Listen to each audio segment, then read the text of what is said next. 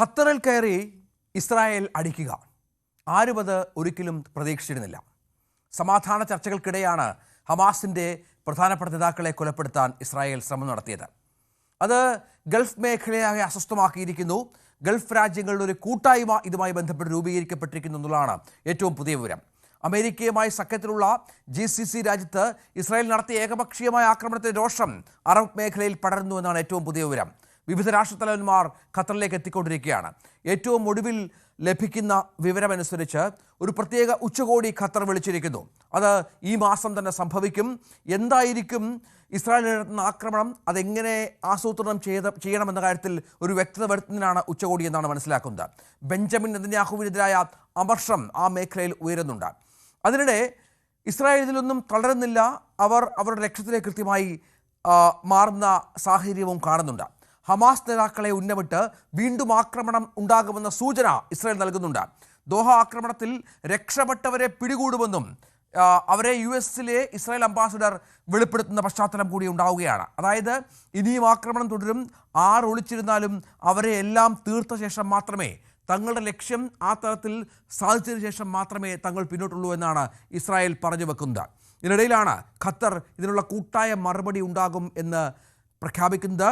Gulf രാജ്യങ്ങൾ ഒന്നിച്ച് ഇസ്രായേലിന് മറുപടി നൽകുമെന്നും ഖത്തർ പ്രധാനമന്ത്രി Sheikh Mohammed bin Abdul bin Rahman Jassim Al Thani അറിയിച്ചു. പ്രതികരണം എന്താകുന്നതിൽ ചർച്ചകൾ നടക്കുമെന്നും അത് കൃത്യമായി ഉണ്ടാകുമെന്നും അദ്ദേഹം പറഞ്ഞു വെക്കുന്നത് വളരെ കൃത്യമായ സൂചനകൾ നൽകുന്നുണ്ട് ഇസ്രായേലിന്. പക്ഷേ ഹമാസിൻ്റെ പ്രതികരണവും പ്രധാനമാണ്. അതായത് ഗൾഫ് മേഖലയിൽ അസ്വസ്ഥത പടർത്താൻ ഇസ്രായേൽ ശ്രമിക്കുന്നു എന്നുള്ള പ്രതികരണം, അത് ഗൾഫ് രാജ്യങ്ങളുടെ ഒരു കൂട്ടായ്മ ലക്ഷ്യമിട്ട് കൂടിയാണ്. തിങ്കളാഴ്ച അറബ് ഇസ്ലാമിക് അടിയന്തര ഉച്ചകോടിയും ചേരുന്ന പശ്ചാത്തലമുണ്ട്. അങ്ങനെ എന്താകും ഖത്തറിൻ്റെ മനസ്സിൽ, എന്താകും ഗൾഫ് രാജ്യങ്ങളുടെ മനസ്സിൽ? കാത്തിരുന്നു കാണാം. ആദ്യം തലക്കെട്ടുകൾ. ഇസ്രായേലിന് മറുപടി നൽകാൻ ഖത്തർ. ഇസ്ലാമിക് അറബ് രാഷ്ട്രങ്ങളുടെ അടിയന്തര ഉച്ചകോടി ദോഹയിൽ ഏത് രീതിയിൽ തിരിച്ചടിക്കണമെന്ന് തീരുമാനിക്കും. രക്ഷപ്പെട്ട ഹമാസ് നേതാക്കളെ കൊലപ്പെടുത്തുമെന്ന് ഇസ്രായേൽ. യമനിൽ ഇസ്രായേൽ ആക്രമണത്തിൽ മരിച്ചവരുടെ എണ്ണം 35ആയി. Gang violence. Great.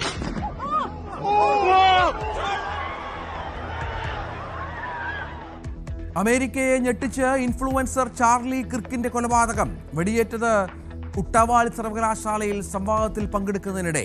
അടുത്ത സുഹൃത്തിന്റെ കൊലപാതകത്തിൽ ഞെട്ടി ട്രംപ്. കൊലയാളിയെ കണ്ടെത്താനായില്ല. നേപ്പാളിൽ രാഷ്ട്രീയ അനിശ്ചിതത്വം തുടരുന്നു. കുൽമാൻ ഗിസിംഗ് പ്രധാനമന്ത്രിയാകാൻ സാധ്യത. സുശീല കർക്കി, കാഠ്മണ്ഡു മേയർ ബലേന്ദ്ര ഷാ എന്നിവർ പരിഗണനയിലും. നേപ്പാളിൽ കുടുങ്ങിയ ഇന്ത്യക്കാർ മടങ്ങുന്നു. ധർമ്മസ്ഥലയിൽ നിന്ന് 5 അസ്ഥികൂടങ്ങൾ കൂടി, ഒരു തലയോട്ടി കുട്ടിയുടെ സംശയം. ബംഗ്ലഗുഡയിൽ SIT നടത്തിയ പരിശോധനയിൽ മന്ത്രവാദത്തിന് ഉപയോഗിക്കുന്നുവെന്ന് സംശയിക്കുന്ന വസ്തുക്കളും കണ്ടെത്തി. കൂട്ടക്കൊല നടന്നുവെന്നതിൽ ഉറച്ച് മനാഫ്. ആഗോള അയ്യപ്പ സംഗമം നടത്താൻ ഹൈക്കോടതിയുടെ അനുമതി. സംഗമം ശബരിമലയുടെ പവിത്രതയെ ബാധിക്കരുതെന്ന് കോടതി. പമ്പയുടെ പരിശുദ്ധി കാക്കണം. വരവ് ചെലവ് കണക്കുകൾ സുതാര്യമാക്കണമെന്നും കോടതി. ദേവസ്വം ബെഞ്ച് അനുമതി നൽകിയത് കർശന നിർദ്ദേശങ്ങളോടെ. തദ്ദേശ തെരഞ്ഞെടുപ്പിൽ പുതിയ കർമ്മ പദ്ധതിയുമായി BJP. 20% കൂടുതൽ ക്രിസ്ത്യാനികളുള്ള പഞ്ചായത്തുകളിൽ പ്രത്യേക കമ്മിറ്റികൾ. കന്യാസ്ത്രീ മഠങ്ങളിലെ സമ്പർക്കത്തിന് വനിതാ സ്ക്വാഡുകൾ. 5% ക്രൈസ്തവ വോട്ടുകൾ ലക്ഷ്യം. മുഖ്യമന്ത്രിക്കും ആഭ്യന്തര വകുപ്പിനുമെതിരെ ആഞ്ഞടിച്ച് CPI. പോലീസിൽ താഴെ മുതൽ മുകൾ തട്ടുവരെ ക്രിമിനൽ ബന്ധമുള്ളവർ. മുഖ്യമന്ത്രി അജിത് കുമാറിനെ സംരക്ഷിക്കുന്നത് BJP ബന്ധമുള്ളതിനാൽ പോലീസിനെ നിയന്ത്രിക്കുന്നത് RSS ഫ്രാക്ഷൻ എന്നും സംസ്ഥാന സമ്മേളനത്തിൽ വിമർശനം.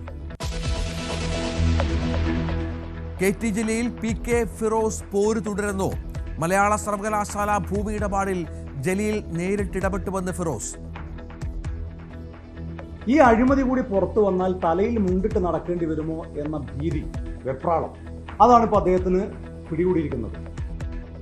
ഫിറോസ് കേരള രാഷ്ട്രീയത്തിലെ മായാവി എന്ന് ജലീൽ. കേരളത്തിൽ യൂത്ത് ലീഗിന്റെ എല്ലാ പ്രവർത്തനങ്ങളുടെ മുന്നിലും ചുക്കാൻ പിടിച്ചു നിൽക്കുന്ന ഇദ്ദേഹം ഒരു മായാവി തന്നെയാണ്. കുമ്പിടി എന്ന് പറഞ്ഞാൽ പോരാ,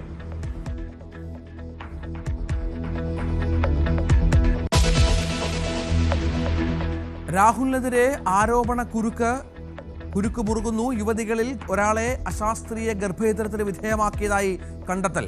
ഗുളിക എത്തിച്ചത് രാഹുലിന്റെ സുഹൃത്ത്. ക്രൈംബ്രാഞ്ചിന് മൊഴി നൽകിയ ജീന സജി തോമസിനെ തള്ളി യൂത്ത് കോൺഗ്രസ്. ജോലി വാഗ്ദാനം ചെയ്ത് പണം തട്ടിയ കേസിലെ പ്രതിയെന്ന ആരോപണം.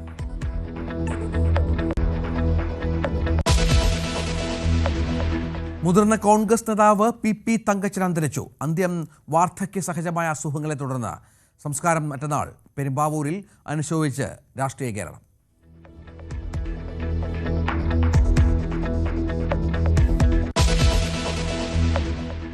ഇസ്രായേലിനെതിരെ അറബ് ലോകം ഒന്നിക്കുമോ?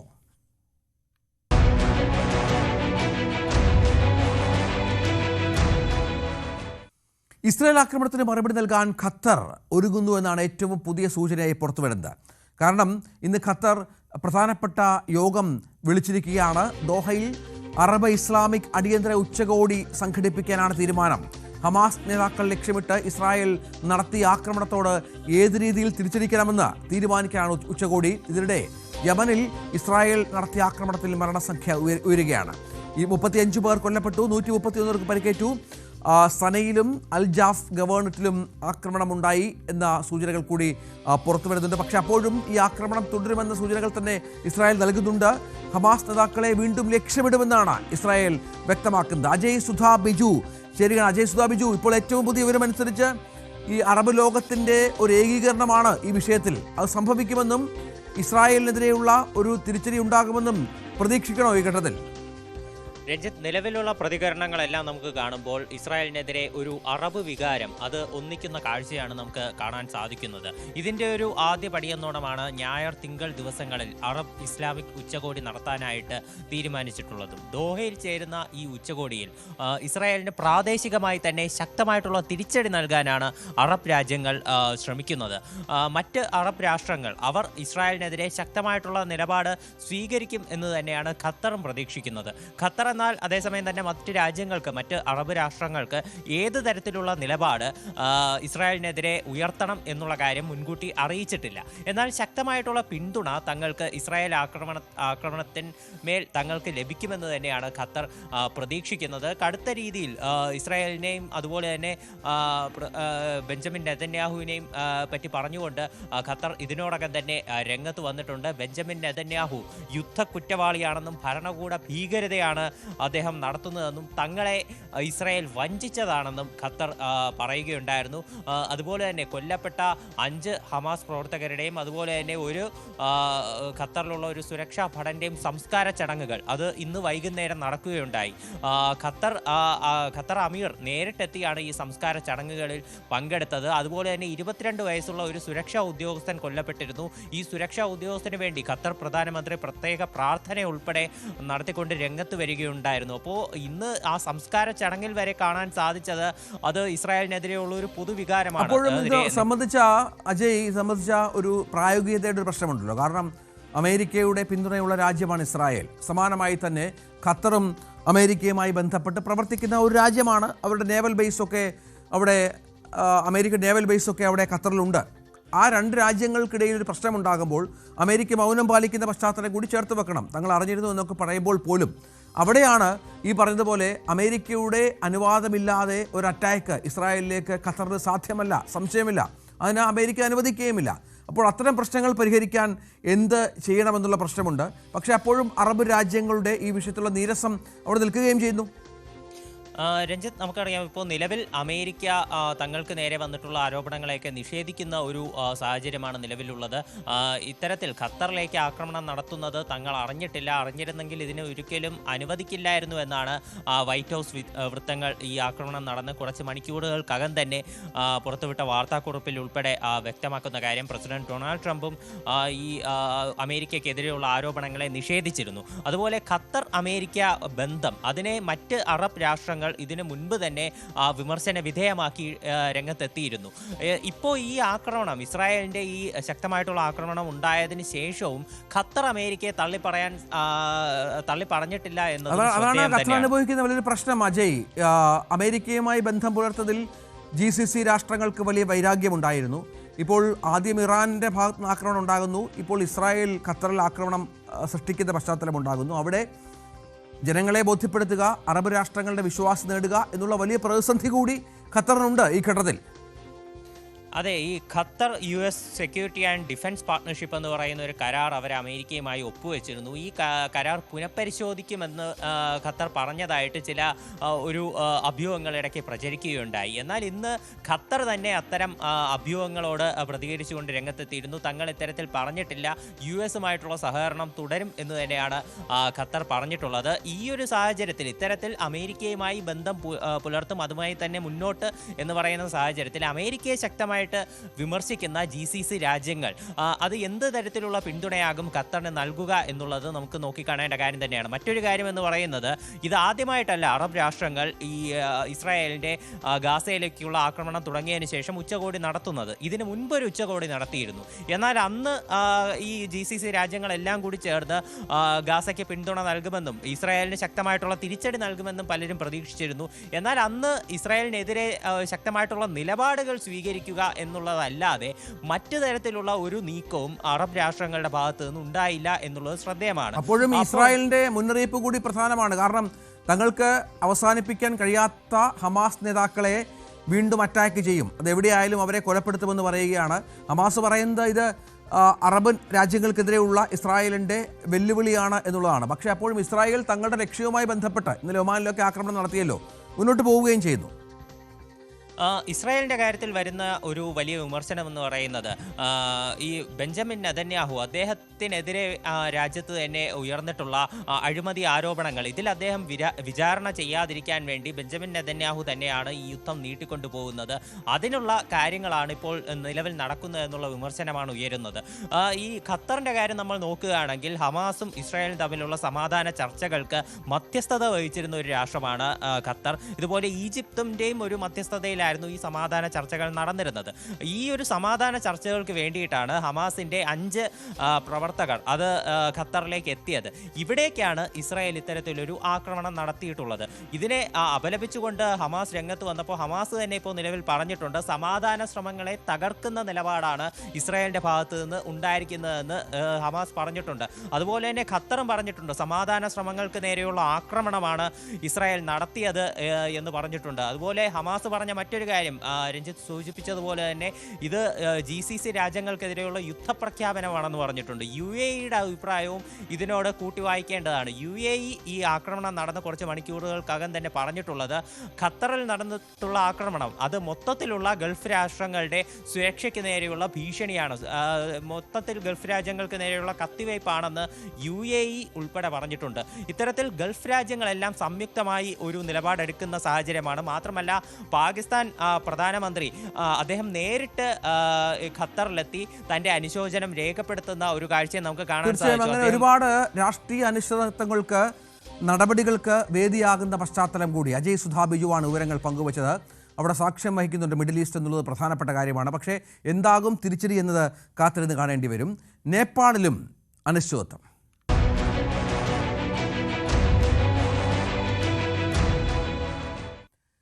നേപ്പാളിൽ രാഷ്ട്രീയ അനിശ്ചിതത്വം തുടരുകയാണ്. ഇടക്കാല സർക്കാരിനെ ആര് നയിക്കുമെന്നതിൽ തീരുമാനം നീളുന്നു. കുൽമാൻ ഗിസിങ്ങിന്റെ പേരാണ് ഇപ്പോൾ സജീവ പരിഗണനയിൽ. പാർലമെന്റ് പിരിച്ചുവിട്ട് ഭരണഘടനാ ഭേദഗതി ചെയ്യണമെന്ന ആവശ്യമാണ് ജൻസി പ്രക്ഷോഭകർ മുന്നോട്ട് വെക്കുന്നത്. സംഘർഷത്തിൽ കൊല്ലപ്പെട്ടവരുടെ എണ്ണം ഇതിനിടെ 34ആയി. കാർത്തിക്, നമ്മുടെ അയൽ രാജ്യമാണ്, നമുക്ക് കൺസേൺ ഉണ്ട്, പ്രധാനപ്പെട്ട കാര്യമാണ്. എന്താണ് ഇപ്പോൾ അവിടുത്തെ അവസ്ഥ? പട്ടാളം സൈന്യം ഭരണം ഏറ്റെടുക്കില്ല എന്നത് വ്യക്തമായിട്ടുണ്ട്. ജനാധിപത്യ രീതിയിൽ മുന്നോട്ട് പോകുമെന്ന് പ്രതീക്ഷിക്കണോ? ഇടക്കാല സർക്കാരിനെ ആര് നയിക്കും എന്ന കാര്യത്തിൽ ഒരു സമവായത്തിലെത്താൻ ഇതുവരെ കഴിഞ്ഞിട്ടില്ല എന്നതാണ് ശ്രദ്ധേയം. 2 ദിവസമായി ചർച്ചകൾ തുടരുന്നു. പ്രക്ഷോഭകരുടെ പ്രതിനിധികൾ, അതോടൊപ്പം തന്നെ നേപ്പാൾ പ്രസിഡന്റ്, സൈനിക മേധാവി, ഇവരാണ് ചർച്ചകൾക്ക് നേതൃത്വം നൽകുന്നത്.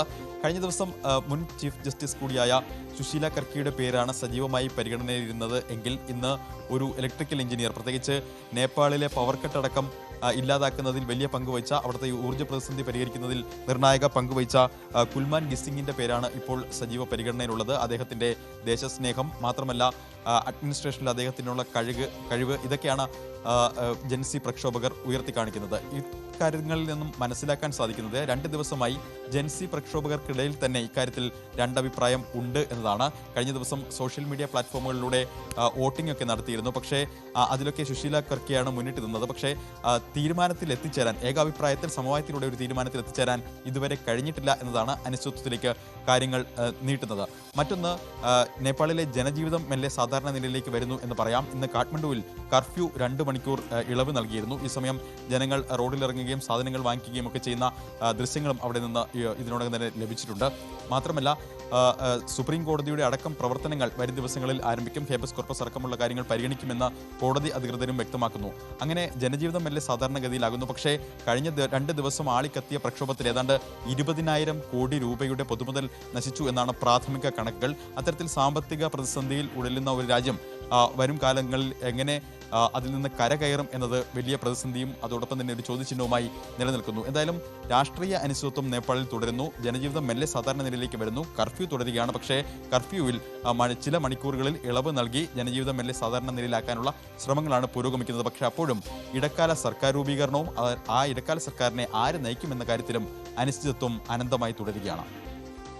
വി ആർ കാർത്തിക് വിവരങ്ങൾ പങ്കുവെക്കുകയാണ്. ഇതിനിടയിൽ നമുക്കറിയാം, ഇന്നലെയൊക്കെ ജയിൽ ചാടിയ തടവുകാരുടെ എണ്ണം അത് ഏതാണ്ട് 7,000-ഓളം ആളുകൾ, കുറ്റവാളികൾ തടവ് ചാടിയെന്നുള്ള വിവരങ്ങളൊക്കെ പുറത്തു വന്നിരുന്നു. അത് നമ്മുടെ ആഭ്യന്തര സുരക്ഷയെ എങ്ങനെ ബാധിക്കുമെന്ന വിഷയത്തിലും ചില പ്രശ്നങ്ങളുണ്ടായിരുന്നു. കാരണം അതിർത്തി കടന്ന് പല തടവുകാരും ഇന്ത്യയിലേക്ക് വരുന്നു എന്നുള്ള വിവരങ്ങളൊക്കെ പുറത്തു വന്നിരുന്നു.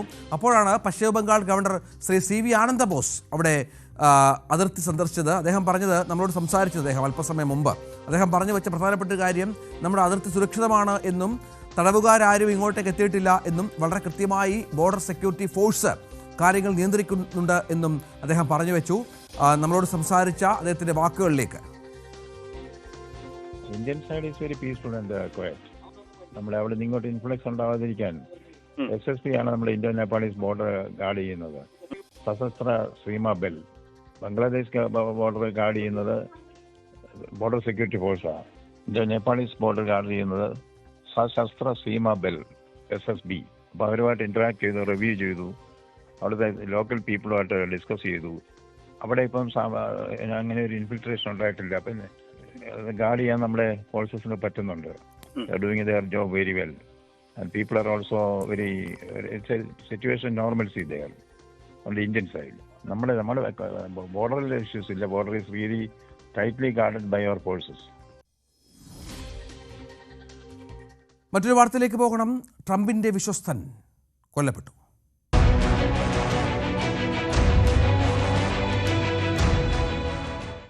അമേരിക്ക ഒരു കൊലപാതകത്തിൻ്റെ ഞെട്ടലിലാണ്.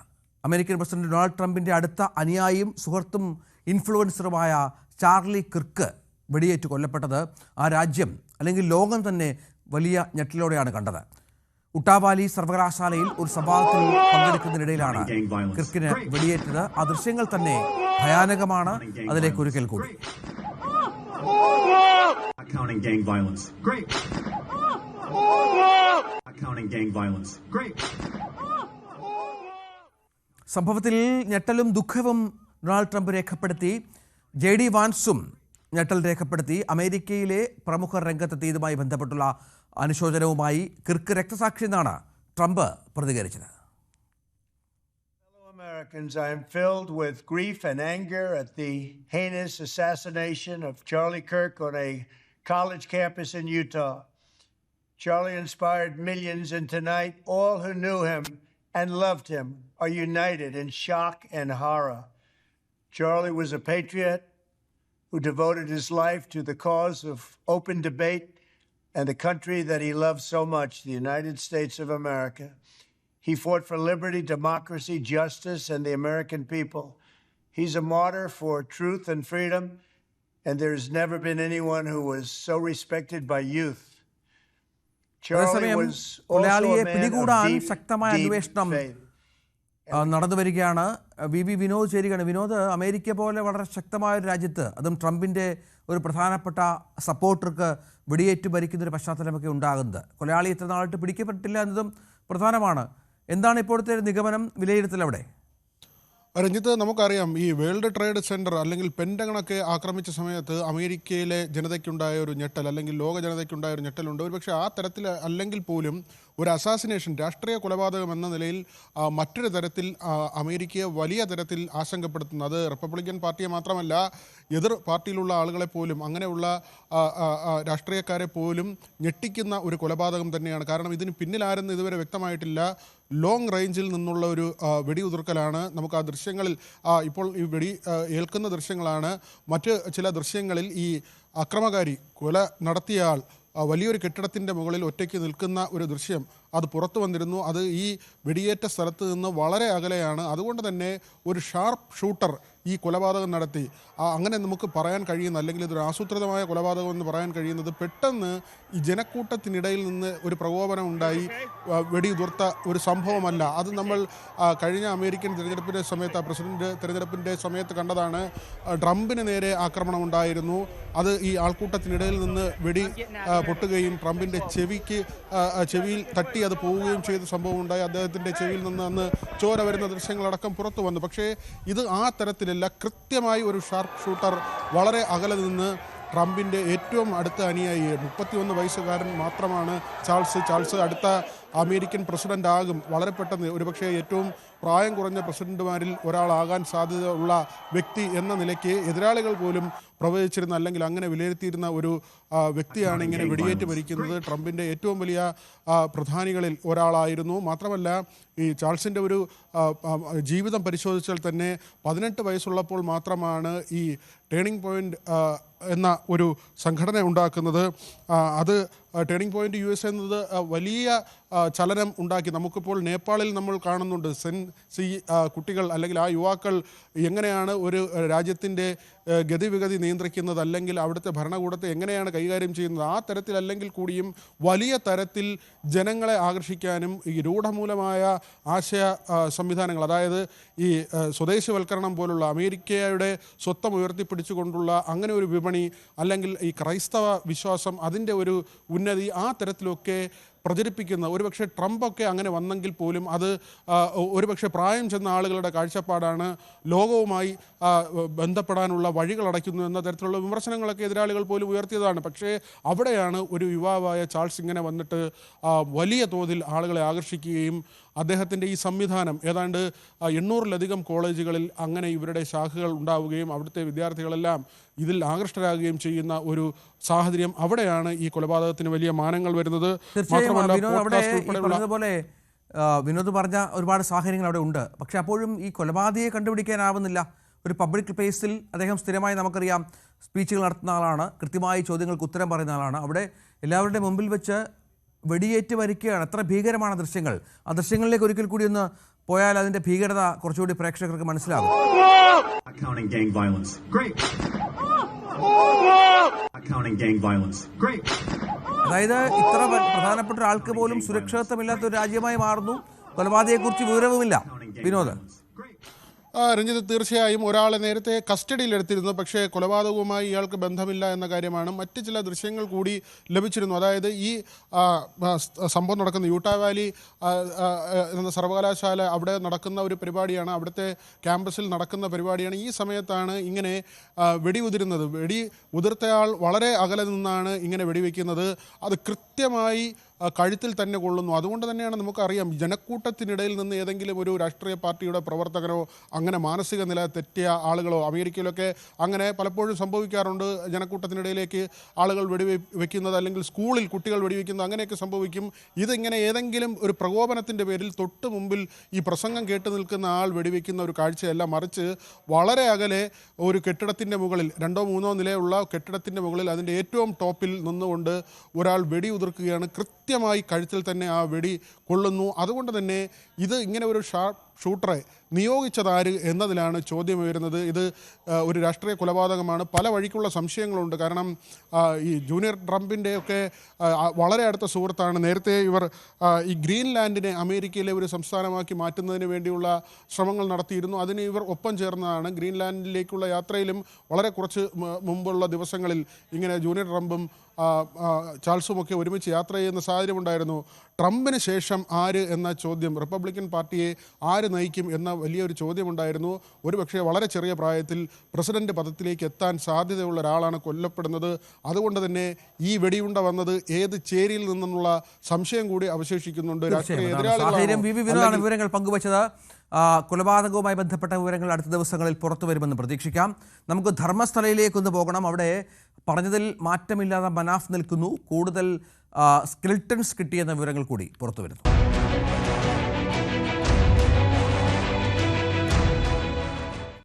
ധർമ്മസ്ഥലയിൽ നിന്ന് 5 അസ്ഥികൂടങ്ങൾ കൂടി ഒരു തലയോട്ടി കുട്ടിയുടേതാണ് സംശയം. ബംഗ്ലേഗുഡയിൽ SIT നടത്തിയ പരിശോധനയിൽ മന്ത്രവാദത്തിന് ഉപയോഗിക്കുന്നുവെന്ന് സംശയിക്കുന്ന വസ്തുക്കളും കണ്ടെത്തി. KB ബൈജു ചേരുകയാണ്. ബൈജു, ഇതുമായി ബന്ധപ്പെട്ട് ഒരുപാട് പ്രചരണങ്ങളുണ്ട്.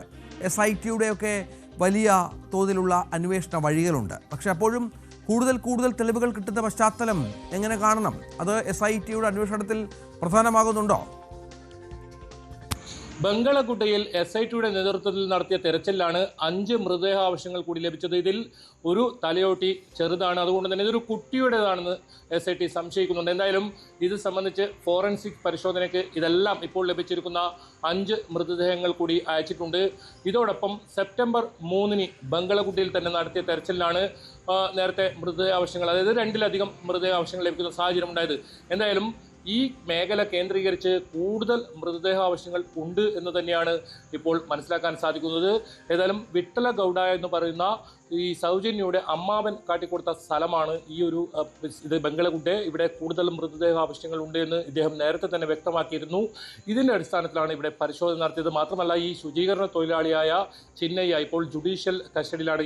ഇയാൾ തെളിവിനായി ഹാജരാക്കിയ തലയോട്ടി വിട്ടൽ ഗൗഡ ഇതേ ബംഗളഗുഡയിൽ നിന്നും എടുത്ത് ഈ ശുചീകരണ തൊഴിലാളിക്ക് നൽകിയത് എന്നും SIT അന്വേഷണത്തിൽ കണ്ടെത്തിയിരുന്നു.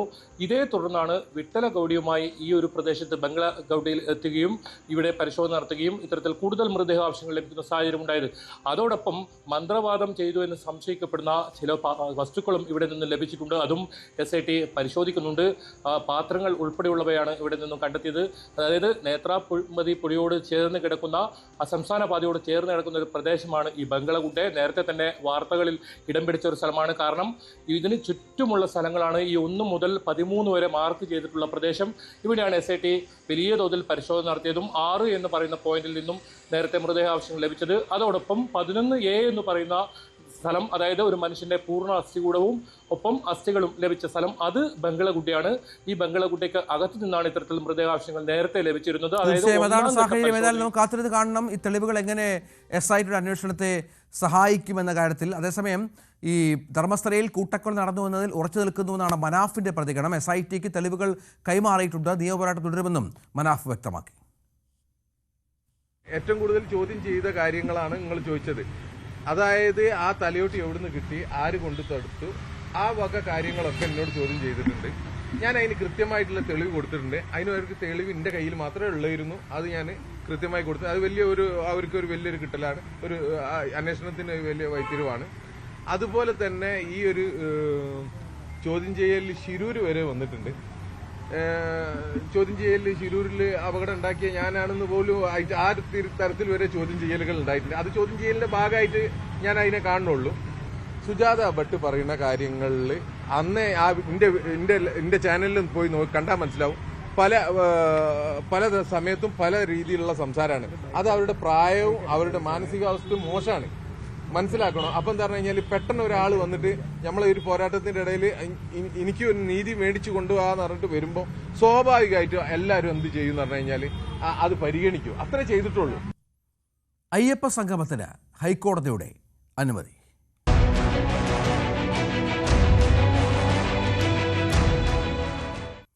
ആഗോള അയ്യപ്പ സംഗമം നടത്താൻ ഹൈക്കോടതിയുടെ അനുമതി. സംഗമം ശബരിമലയുടെ പവിത്രതയെ ബാധിക്കരുതെന്നാണ് ഹൈക്കോടതിയുടെ നിർദ്ദേശം. പമ്പയുടെ പരിശുദ്ധി കാക്കണം, വരവ് ചെലവ് കണക്കുകൾ സുതാര്യമാക്കണമെന്നും കോടതി ആവശ്യപ്പെട്ടു. പ്രതിനിധികൾക്ക് പ്രത്യേക പരിരക്ഷ നൽകരുത്. കർശന നിർദ്ദേശങ്ങളോടെയാണ് ഹൈക്കോടതി ദേവസ്വം ബെഞ്ച് അയ്യപ്പ സംഗമത്തിന് അനുമതി നൽകിയത്. കർശന നിർദ്ദേശങ്ങളോടെ ആഗോള അയ്യപ്പ സംഗമം നടത്താമെന്ന് കോടതി വ്യക്തമാക്കിയിരിക്കുകയാണ്. അയ്യപ്പ സംഗമത്തിൽ ഹൈക്കോടതി ഇടപെടില്ല. എന്നിരുന്നാൽ പോലും സുതാര്യമായ സാമ്പത്തിക അക്കൗണ്ട് ദേവസ്വം ബോർഡ് സൂക്ഷിക്കണമെന്ന് കോടതി പറയുന്നുണ്ട്.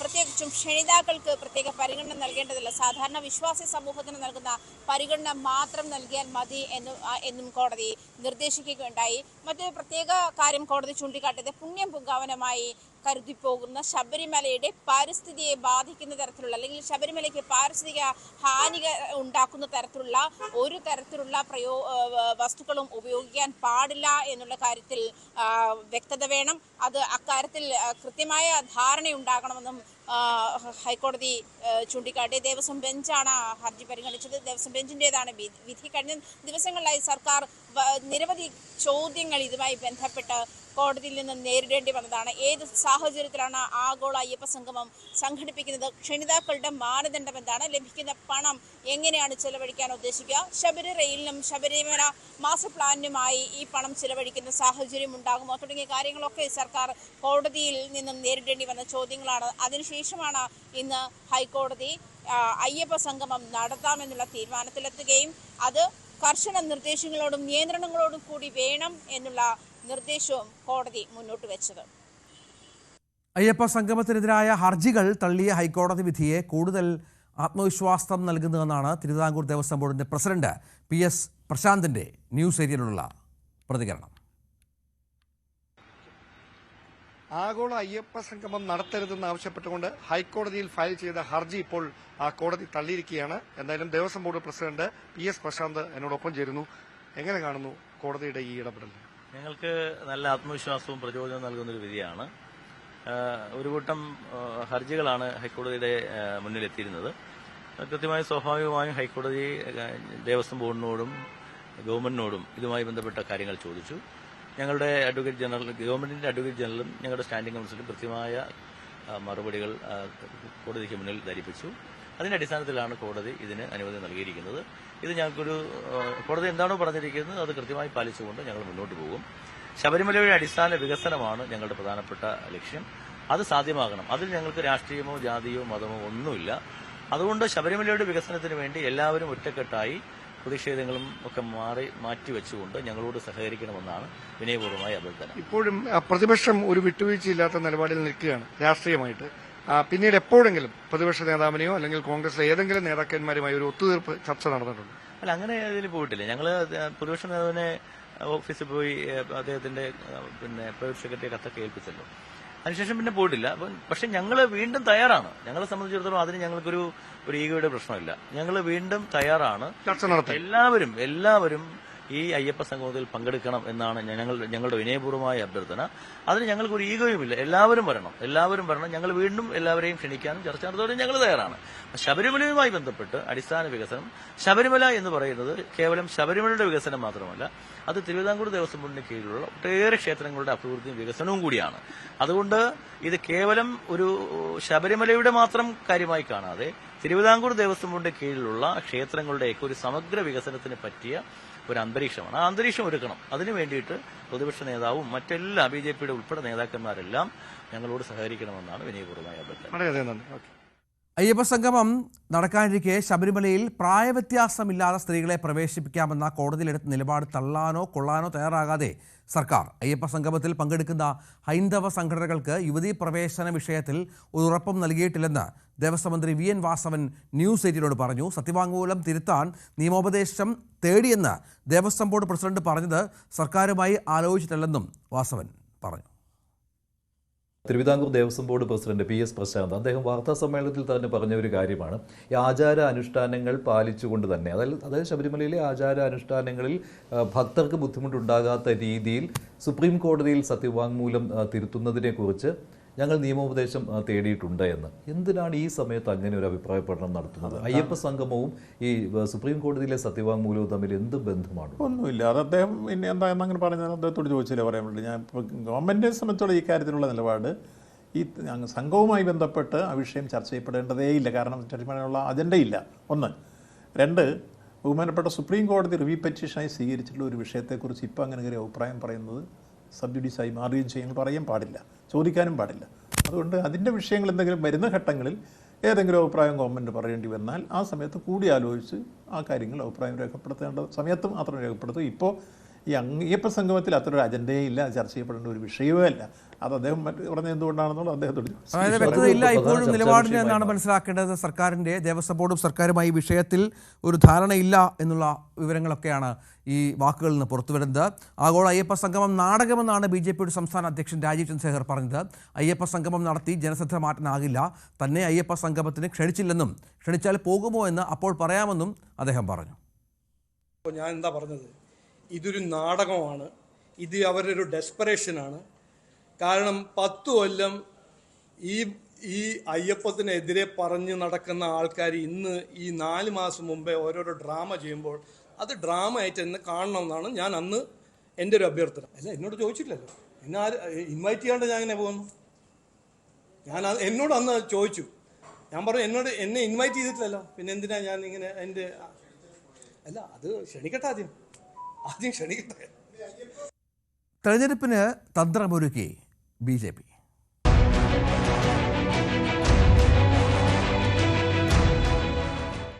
തദ്ദേശ തെരഞ്ഞെടുപ്പിൽ 20% കൂടുതൽ ക്രിസ്ത്യാനികൾ ഉള്ള 367 പഞ്ചായത്തുകളിൽ പ്രത്യേക കറവ് പദ്ധതിയുമായി BJP.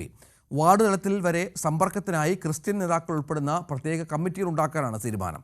കന്യാസ്ത്രീ മഠങ്ങളിലെ സമ്പർക്കത്തിന് വനിതാ സ്ക്വാഡുകൾ രൂപീകരിക്കാനും തീരുമാനിച്ചു.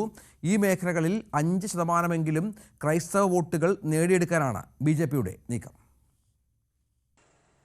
BJP കഴിഞ്ഞ കുറേ കാലങ്ങളായി ഹിന്ദുത്വ രാഷ്ട്രീയം, അതേപോലെ വികസന രാഷ്ട്രീയം, അങ്ങനെ പലതും പറഞ്ഞുകൊണ്ടാണ് മുന്നോട്ട് പോയിക്കൊണ്ടിരുന്നത്. ഇതിനിടയിലാണ് ഇത്തരം വോട്ടിലൂടെ 20% വരെ വോട്ട് നേടാൻ സാധിച്ചിട്ടുണ്ട്. പക്ഷെ അത് അത്ര പോരാ, അതിനും അപ്പുറത്തേക്ക് പോകണം. ഇത്തവണ അമിത്ഷാ വന്ന് പോയപ്പോൾ പറഞ്ഞത് 25% വോട്ട് തദ്ദേശ തെരഞ്ഞെടുപ്പിൽ നേടണം. അങ്ങനെയെങ്കിൽ നിയമസഭാ തെരഞ്ഞെടുപ്പിൽ പലയിടത്തും വലിയ നേട്ടമുണ്ടാക്കാൻ കഴിയും, സംസ്ഥാനത്ത് ഒരു പ്രധാനപ്പെട്ട ശക്തിയായി BJPക്ക് മാറാൻ കഴിയും എന്നുള്ളതാണ്.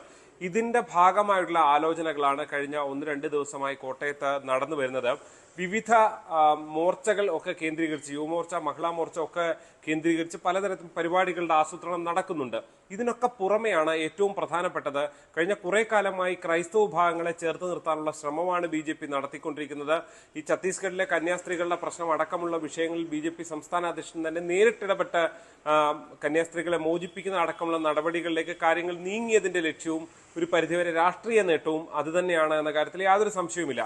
അങ്ങനെയൊക്കെ നിൽക്കുന്ന സമയത്താണ് പുതിയ തന്ത്രങ്ങൾ തദ്ദേശ തെരഞ്ഞെടുപ്പ് കേന്ദ്രീകരിച്ച് BJP ആവിഷ്കരിക്കുന്നത്. ഏതാണ്ട് 367 പഞ്ചായത്തുകളിൽ 20% മുകളിൽ വോട്ടർമാർ, ക്രിസ്ത്യൻ വോട്ടർമാരുള്ള സ്ഥലമുണ്ട്. ഇവിടെ നിരന്തരം സമ്പർക്കത്തിലുള്ള സംവിധാനം ഏർപ്പെടുത്തുകയാണ് BJP എന്നുള്ളതാണ്. അതായത് അരമനകളിൽ ക്രിസ്തുമസിനും ഈസ്റ്ററിനും ഒക്കെ പോകുന്ന രീതി BJPയെ സംബന്ധിച്ചുണ്ട്. അങ്ങനെ വിശേഷ ദിവസങ്ങൾ കേന്ദ്രീകരിച്ചൊരു സമ്പർക്കം, അതിഥിയായി പോയി സമ്പർക്കം നടത്തുന്ന രീതി പോരാ, നിരന്തരം സമ്പർക്കം ഉണ്ടാകേണ്ട സാഹചര്യമാണുള്ളത്. പ്രത്യേകിച്ച് കന്യാസ്ത്രീ മഠങ്ങൾ അടക്കം കേന്ദ്രീകരിച്ചുള്ള സമ്പർക്കം വേണം. ഇതിനായി മണ്ഡലം തലത്തിൽ കൺവീനർമാരുണ്ടാകും.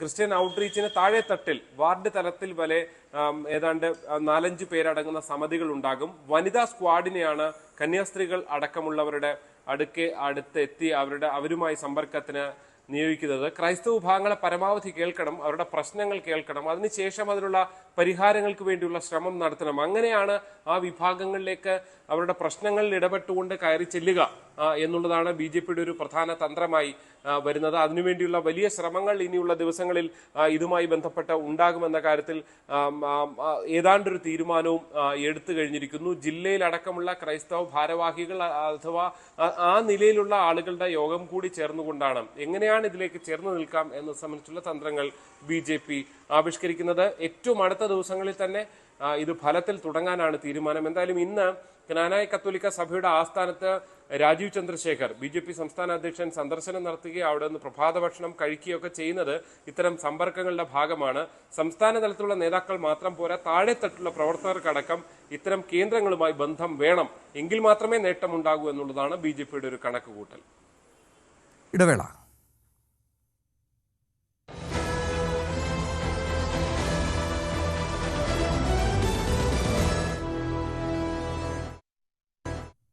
സർക്കാരിനെ തിരുത്തുമോ CPI?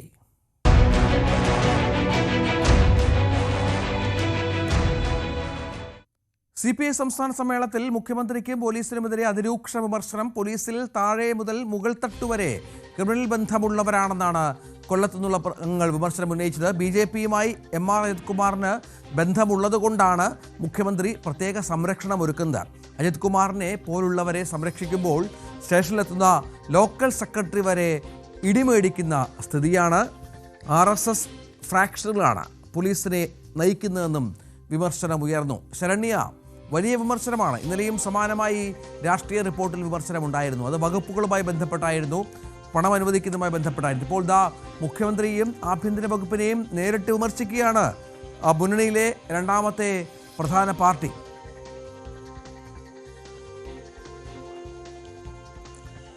തീർച്ചയായിട്ടും രഞ്ജിത്ത്, ഇന്നലെ അവതരിപ്പിച്ച രാഷ്ട്രീയ റിപ്പോർട്ടിന്മേൽ വിവിധ വകുപ്പുകൾക്ക് പണം നൽകാത്തതടക്കമുള്ള കാര്യങ്ങളെ സൂചിപ്പിച്ചു പോയപ്പോൾ പോലും CPI ഏറ്റവും അധികം വിമർശനം ഉന്നയിച്ച പൂരം കലക്കൽ അടക്കമുള്ള വിഷയങ്ങളെ പരാമർശിക്കാതെ പോയതിനെക്കുറിച്ച് വലിയ ആക്ഷേപം ഉയർന്നിരുന്നു എന്നുള്ളതാണ്. ഗ്രൂപ്പ് ചർച്ചകളിലേക്ക് കടന്ന, അതായത് ജില്ലകളിൽ നിന്നുള്ള പ്രതിനിധികൾ ഗ്രൂപ്പ് ചർച്ചകളിലേക്ക് കടന്ന ഘട്ടത്തിൽ അത്തരം വിഷയങ്ങൾ ചൂണ്ടിക്കാട്ടുന്നതിനെതിരെ രൂക്ഷമായ വിമർശനം പൊതുചർച്ചയിൽ അവതരിപ്പിക്കണം എന്നുള്ളൊരു തീരുമാനത്തിലേക്ക് എത്തുകയായിരുന്നു.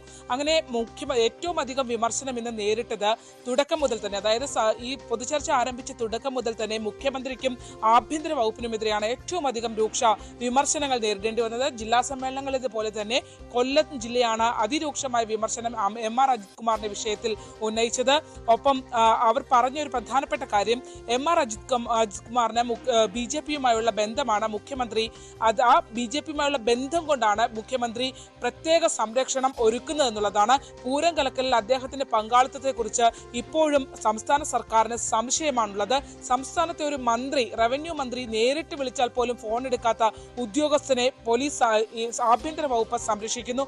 ഇടതുമുന്നണി മുന്നോട്ട് വെച്ച നയങ്ങൾ ബലികഴിക്കുകയാണ് മുഖ്യമന്ത്രി ചെയ്യുന്നത്. ഇതിനെതിരെ ശക്തമായ പ്രതിഷേധം ഉയർത്തണം. മുന്നണിയിലെ തന്നെ പ്രധാന കക്ഷിയായ CPI അത്തരത്തിൽ ശക്തമായ പ്രതിഷേധം ഉയർത്തിയേ മതിയാകൂ എന്നുള്ളതാണ് ചർച്ചയിൽ പങ്കെടുത്തുകൊണ്ടുള്ള പ്രതിനിധികൾ പറഞ്ഞത്. മാത്രമല്ല, പോലീസിൽ താഴെത്തട്ട് മുതൽ മുകൾ തട്ട് വരെയുള്ള ഉന്നത ഉദ്യോഗസ്ഥർക്ക് വരെ വലിയ ക്രിമിനൽ ബന്ധമാണുള്ളത്. അതിന് ഏറ്റവും വലിയ ഉദാഹരണമാണ് MR അജിത് കുമാർ എന്നാണ് ചൂണ്ടിക്കാട്ടിയത്. ഈ പോലീസ് സ്റ്റേഷനുകൾ ഭരിക്കുന്നത് RSS ഫ്രാക്ഷനുകളാണ് എന്നുള്ള വിമർശനം കൂടി ഉയർന്നു. അങ്ങനെ RSS ഫ്രാക്ഷനുകൾ ഭരിക്കുന്ന പോലീസ് സ്റ്റേഷനുകളിൽ ബ്രാഞ്ച് സെക്രട്ടറിയും ലോക്കൽ കമ്മിറ്റി സെക്രട്ടറിയും ഉൾപ്പെടെ സാധാരണ ജനം വരെ ഇടികൊള്ളുന്ന അവസ്ഥയാണ് ഉള്ളതെന്നുള്ള അതിരൂക്ഷമായ വിമർശനം പോലീസ് വർധനം ഉൾപ്പെടെയുള്ള വിഷയങ്ങൾ ചൂണ്ടിക്കാട്ടിക്കൊണ്ട് ഇന്നത്തെ സമ്മേളനത്തിൽ ഉടനീളം ഉണ്ടായിരുന്നു എന്നുള്ളതാണ്. മറ്റൊന്ന്, വിദേശ മദ്യവുമായി ബന്ധപ്പെട്ടുള്ള വിദേശ മദ്യ ഷോപ്പുകൾക്കുള്ള താല്പര്യം സർക്കാർ കാണിക്കുന്നു. പെട്ടിക്കടകൾ പോലെയാണ് വിദേശ മദ്യ ഷോപ്പുകൾ ഓരോ സ്ഥലങ്ങളിൽ തുടങ്ങുന്നത്. എന്നാൽ സാധാരണ പരമ്പരാഗത തൊഴിലാളികളായ ചെത്തു തൊഴിലാളികൾ, നിർമ്മാണ തൊഴിലാളികൾ, ഇവർക്കൊക്കെ വേണ്ടി ഇവരോടൊന്നും ആ ഒരു താല്പര്യം, വിദേശ മദ്യ ഷോപ്പുകൾ തുടങ്ങാൻ കാണിക്കുന്ന താല്പര്യം കള്ള് ചെത്തു തൊഴിലാളികളോട് കാണിക്കുന്നില്ല എന്നുള്ള ആക്ഷേപം ഉയർന്നു. നിർമ്മാണ തൊഴിലാളികൾക്ക് അവരുടെ പെൻഷൻ നൽകിയിട്ട് 18 മാസത്തിലധികമാകുന്നു. കർഷക തൊഴിലാളികൾ മരണത്തോട് മല്ലടിക്കുന്ന സാഹചര്യമാണുള്ളത്.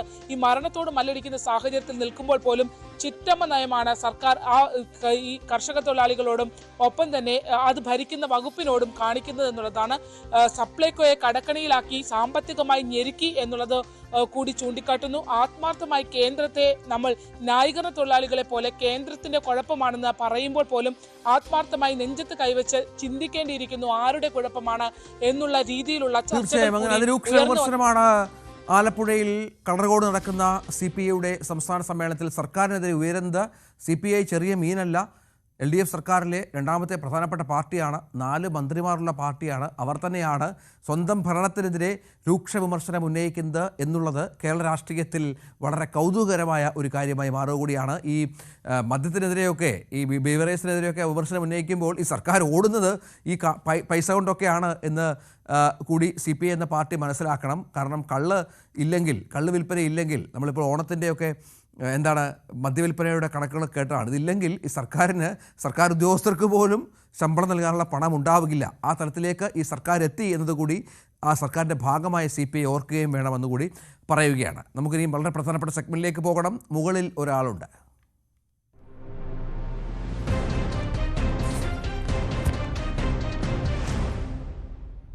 മുക്കം അഗസ്ത്യാമൊഴിയിലെ മൂൺലൈറ്റ് സ്പായിൽ നടന്ന ഒരു അക്രമ ദൃശ്യങ്ങളാണ് നമ്മൾ പ്രേക്ഷകർക്ക് എത്തിക്കുന്നത്. 2 യുവാക്കളിൽ ഒരാൾ, ആക്രമണം നടത്തിയവരിൽ 2 പേരിൽ ഒരാളെ പോലീസ് പിടിച്ചു, റിമാൻഡ് ചെയ്തു. ഈ ദൃശ്യങ്ങൾ കണ്ടെത്തിയപ്പോഴാണ് പോലീസിന് ഈ പ്രതികളെ മനസ്സിലായത്. ആ ദൃശ്യങ്ങളിലേക്ക്.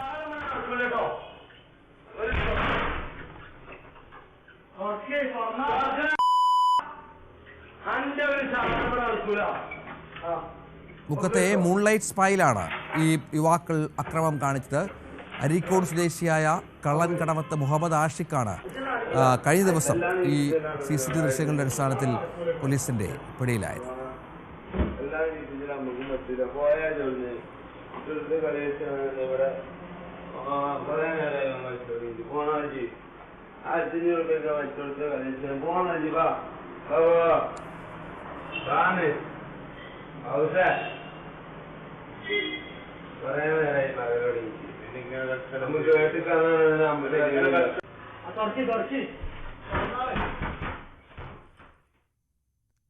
ജലീലും ഫിറോസും നേർക്കുനേർ.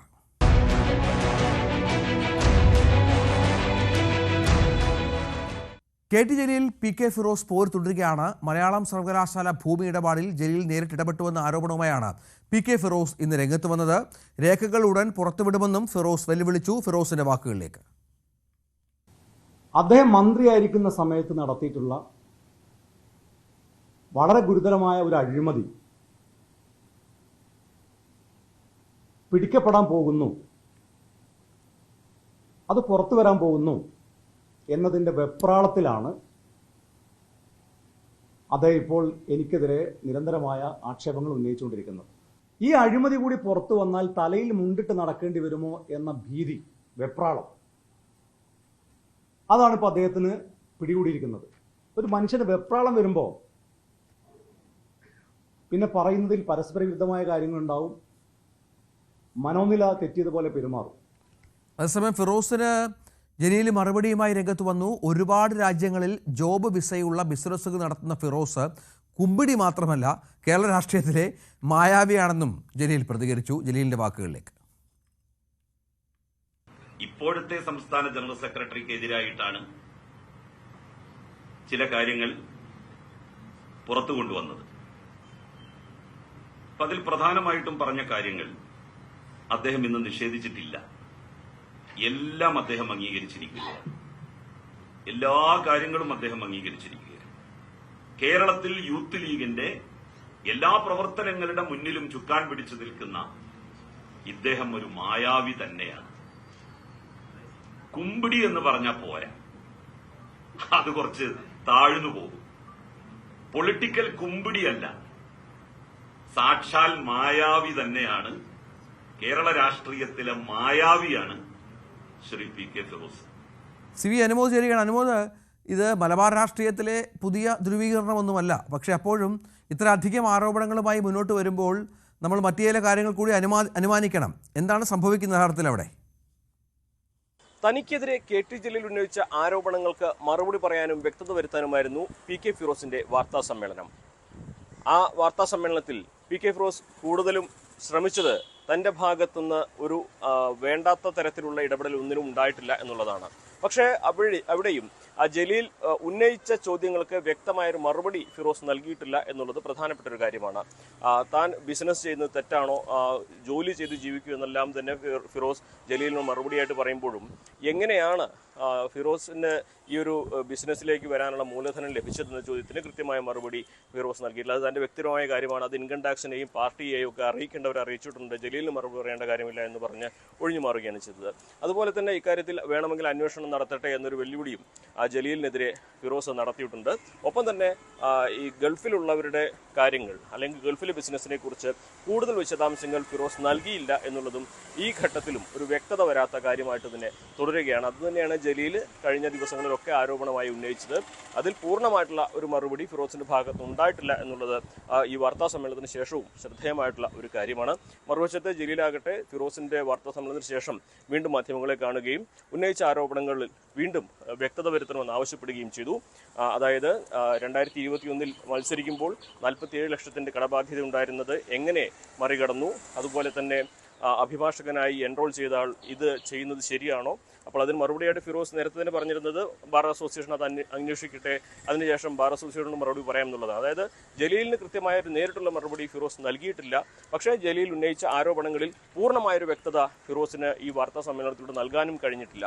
ഫിറോസിന്റെ ബിസിനസ്സുകളിലെ മൂലധനം എവിടെ നിന്ന് എന്ന ചോദ്യത്തിന് അത് ജലീലിനെയോ പൊതുസമൂഹത്തെ ഇപ്പോൾ ധരിപ്പിക്കേണ്ട കാര്യമില്ല എന്ന നിലപാടിൽ തന്നെയാണ് ഫിറോസ് ഉറച്ചു നിൽക്കുന്നത്. ശരി, CV അനുമോദാണ് വിവരങ്ങൾ പങ്കുവച്ചുകൊണ്ടിരിക്കുന്നത്. നമുക്ക് മറ്റൊരു വാർത്തയിലേക്ക് പോകണം. രാഹുലിന് കുരുക്ക് മുറുകുന്നു.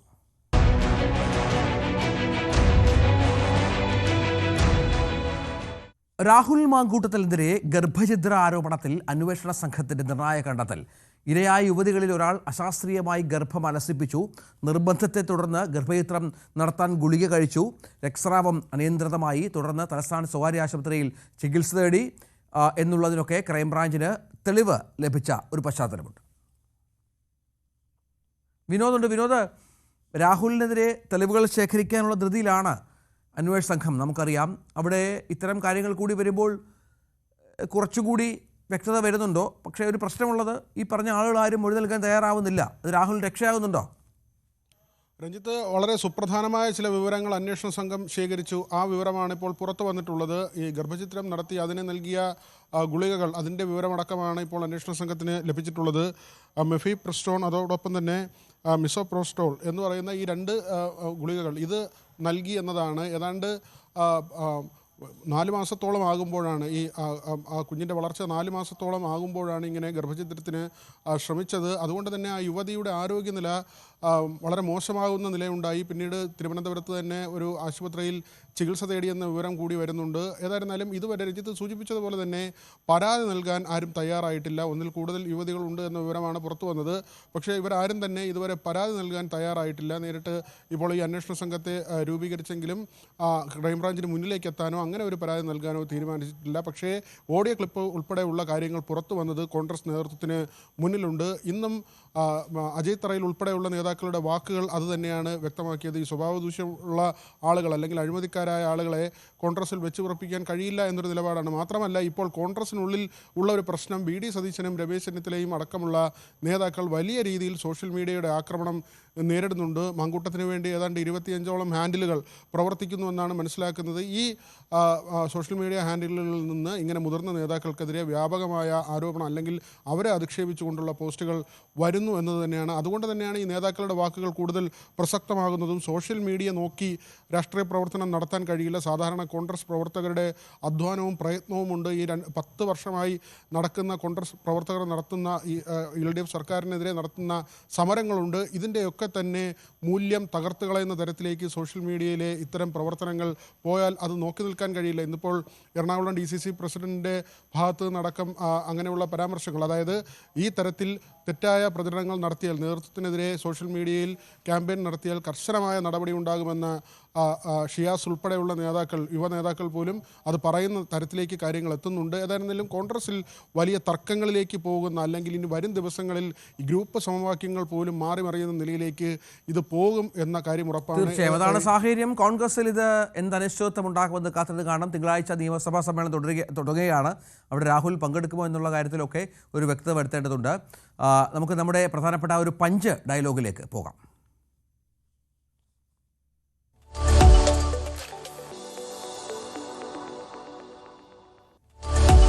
രാഹുൽ മാങ്കൂട്ടത്തിനെതിരായ നടപടി നേതൃത്വം കൂടിയാലോചിച്ച് തീരുമാനിക്കും എന്നാണ് പ്രതിപക്ഷ നേതാവ് പറഞ്ഞത്.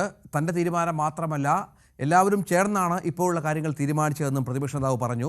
ഇനിയും കടുത്ത നടപടി വേണമെന്ന ആവശ്യം ഉയർന്നിരുന്നു. നിയമസഭാ സമ്മേളനത്തിൽ പങ്കെടുക്കുമോ എന്നത് പാർട്ടി തീരുമാനിക്കുമെന്ന് സതീശൻ പഞ്ച് ഡയലോഗിൽ പറഞ്ഞു. അതൊക്കെ ആയിക്കോട്ടെ. അത് തീരുമാനം ഞാൻ പറഞ്ഞല്ലോ കഴിഞ്ഞ ദിവസം. തീരുമാനങ്ങൾ എടുക്കുകയും ഞങ്ങൾ യുനാനിമസായി എടുത്ത തീരുമാനമാണ്. കേരളത്തിലെ മുതിർന്ന കോൺഗ്രസ് നേതാക്കന്മാർ എല്ലാവരും കൂടിയാലോചിച്ച് എടുത്ത യുനാനിമസ് ആയിട്ടുള്ള ഏകകണ്ഠമായ തീരുമാനമാണ്. ആ തീരുമാനം പ്രഖ്യാപിച്ചത് KPCC പ്രസിഡന്റാണ്. മനസ്സിലായല്ലോ, വ്യക്തമാണല്ലോ കാര്യങ്ങൾ. ഇന്നെ എന്തിനാ ആക്രമിക്കുന്നത്?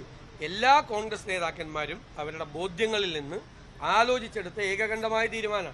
ഇതിനേക്കാൾ കടുത്ത തീരുമാനം എടുക്കണമെന്നായിരുന്നു ഭൂരിപക്ഷ ആളുകളുടെ അഭിപ്രായം. പക്ഷേ ഞങ്ങൾ എല്ലാവരും കൂടി ആലോചിച്ചിട്ടാണ് സസ്പെൻഷൻ നടപടി തീരുമാനിച്ചത്. എല്ലാവരും കൂടി. ആ ചാപ്റ്റർ ക്ലോസ്ഡ് ആണ്. ഞാൻ പറഞ്ഞല്ലോ, ആ ചാപ്റ്റർ ക്ലോസ്ഡ് ആണ്. അതിൻ്റെ മീതെ ഇനി ചർച്ചയില്ല. അത് നേതൃത്വം, കേരളത്തിലെ കോൺഗ്രസ് നേതൃത്വം, മുൻ PCC പ്രസിഡന്റുമാർ ഉൾപ്പെടെ കേരളത്തിലെ കോൺഗ്രസ് നേതൃത്വം AICCയുടെ അനുമതിയോടുകൂടി, അഖിലേന്ത്യാ കോൺഗ്രസ് കമ്മിറ്റിയുടെ അനുമതിയോടുകൂടി എടുത്ത അച്ചടക്ക നടപടിയാണ്. നമുക്ക് 9 മണി വാർത്ത പൂർത്തിയാക്കാൻ സമയമായി. നാളെ വീണ്ടും കാണാം. നമസ്കാരം.